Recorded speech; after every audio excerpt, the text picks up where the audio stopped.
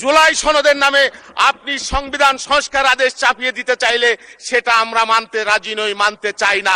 বলা হয় জুলাই অগাস্ট অভ্যুত্থান, 1 মাসের অভ্যুত্থান, বিষয়টা তা নয় মোটেও। বেঈমানের ইতিহাস বিএনপি নাই। আমাদের বিরোধী দলীয় বন্ধু গতকাল সংসদে একজন বক্তব্য রেখেছেন, আজকে একজন বক্তব্য রেখেছেন জুলাই সনদ নিয়ে। আমাদের বক্তব্য জুলাই সনদ নিয়ে স্পষ্ট।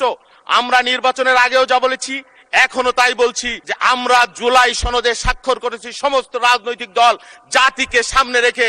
আমরা জুলাই সংবিধান আদেশে আমরা স্বাক্ষর করি নাই। আমাদের দায়বদ্ধতা জুলাই সনদের প্রতি, এবং এই জুলাই সনদ আমাদের সকলের প্রাণের দাবি, বাংলাদেশের মানুষের দাবি। এই বিষয়ে জাতীয় ঐক্যমত্য হয়েছিল। কিন্তু জুলাই সনদের নামে আপনি সংবিধান সংস্কার আদেশ চাপিয়ে দিতে চাইলে সেটা আমরা মানতে রাজি নই, মানতে চাই না। আর সেটা যদিও করতে চায়, আপনারা সংবিধান মানবেন না, আইন মানবেন না, সরকার মানবেন না, সেটা আগের আমলে হলেও হতে পারে। কিন্তু এখন একটা গণতান্ত্রিক সংসদ হয়েছে, গণমানুষের নির্বাচনের মাধ্যমে হয়েছে। আপনারা নির্বাচিত হয়েছেন, আমরা নির্বাচিত হয়েছি। এই সংসদ সার্বভৌম ক্ষমতার অধিকারী। সুতরাং এই সংসদের সংস্কার আপনিও চান, আমিও চাই। এই সংসদের মাধ্যমে সংস্কার হলে এই সংসদের মাধ্যমে হোক, সেটাই গণমানুষের প্রত্যাশা, আমাদের প্রত্যাশা। বারবার বলা হয়েছে, নির্বাচনের আগেও বলা হয়েছে আমরা সংস্কার বিরোধী, আমরা সংস্কার চাই না, আমরা জুলাই বিরোধী। বাংলাদেশের 51% মানুষ বিএনপিকে সেটা জেনে বুঝে আমাদেরকে সমর্থন দিয়েছে।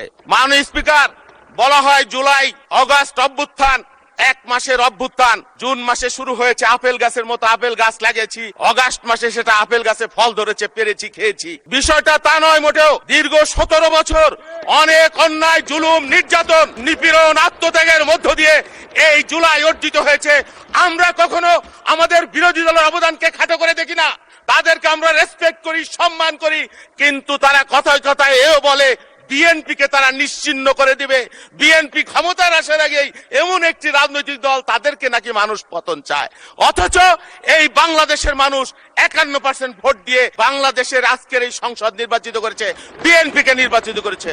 আমরা কখনো আমাদের আত্মত্যাগের কথা বলি না। বেগম খালেদা জিয়া যে আত্মত্যাগ করেছেন, একদিকে তার মৃত্যু আর একদিকে তার অবৈধ ফ্যাসিবাদী শাসন। ফ্যাসিবাদী শাসনকে বেগম খালেদা জিয়া মেনে নেন নাই। ষড়যন্ত্র, আমরা নাকি গাদ্দার, বেঈমান।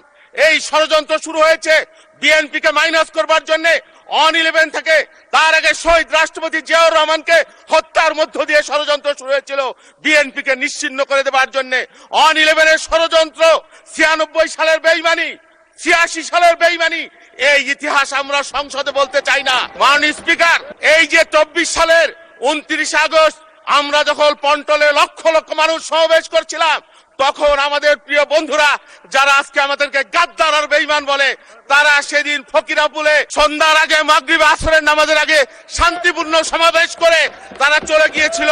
সুতরাং বেঈমানের ইতিহাস বিএনপি নাই, বিএনপি গণমানুষের। ধন্যবাদ মাননীয় সদস্য। মাননীয় সদস্য, আপনি দয়া করে বসুন।